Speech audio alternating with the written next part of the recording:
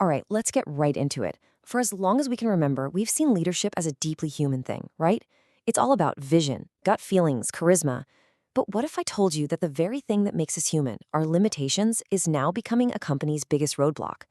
We're on the brink of a massive shift in how businesses are run, moving from one person at the top to a smart, autonomous system that's always on. And this quote just cuts right to the chase. The era of the Rockstar CEO is over, and the multi-agent autonomous protocol is the reason why. Now, that's a bold statement, but it points to a huge change coming our way, where leadership isn't just about a person anymore, it's about a process. So, you've really got to understand the problem this is designed to fix. On one side, you have us, the human bottleneck. We make decisions, but it can be slow. We get tired. We often rely on our gut. But on the other side, you've got this autonomous layer. It offers strategic oversight 24/7. It can scale intelligence across the entire company in a heartbeat, and every single decision is backed up and validated by data. It's a huge leap beyond the limits of just one person's mind. Now, hold on. Does this mean we're just firing all the humans? Not at all. The title, The End of the CEO, isn't about getting rid of the role. It's about ending the CEO as the main point of delay. In today's markets, everything moves at lightning speed. When every major decision has to go through one person, you create a bottleneck, and that single point of failure just can't keep up anymore. The idea isn't to get rid of leadership, but to make it faster and way more resilient. And that evolution, well, it has a name. It's time to meet the virtual CEO. And no, this isn't some far-off sci-fi concept. It's a real framework called the Multi-Agent Autonomous Protocol. You can think of it like installing a brand new, super intelligent leadership layer right into the core of your organization.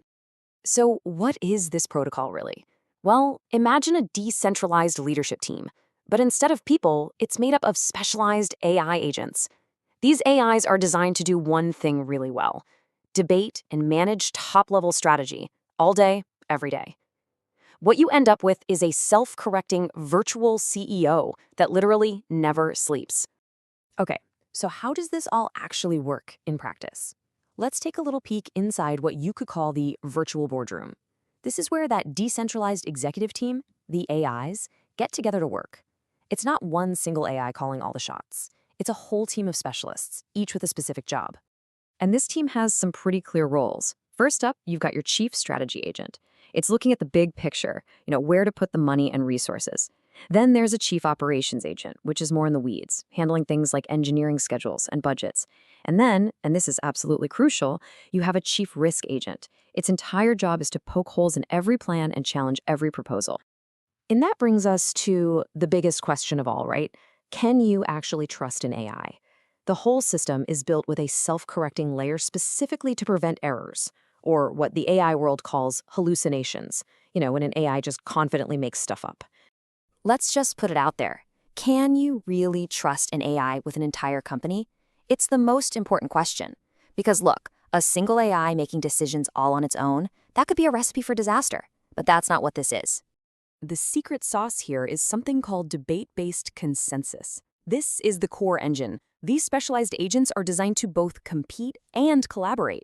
It's just like a real boardroom. The finance chief pushing back on a risky marketing idea, asking for the data. It's the same idea here.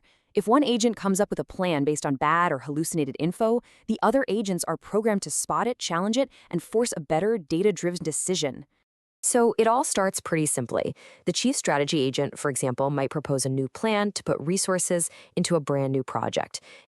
And here's the brilliant part. It doesn't just get a rubber stamp. Immediately, that adversarial agent, the chief risk agent we mentioned, jumps in to challenge it. Its entire purpose in life is to play devil's advocate, to question every assumption, and to demand proof. It's this constant pressure testing that makes sure the final decisions are actually solid. So as all this AI-driven automation, you're probably asking, okay, so where do I fit into all of this? And this is so important.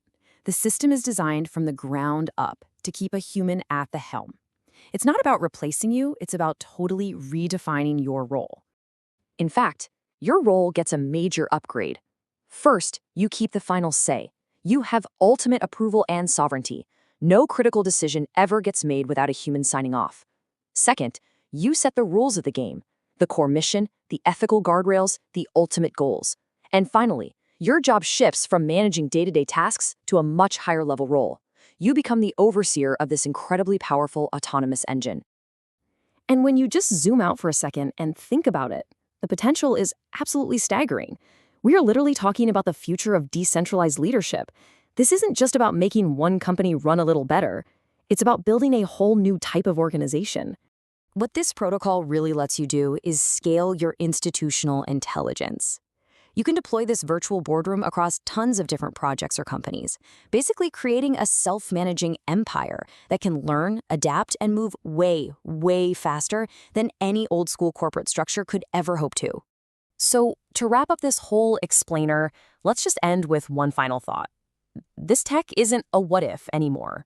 It's being built and it's being deployed right now, which really only leaves one question. Your competition is hiring a virtual CEO. Are you?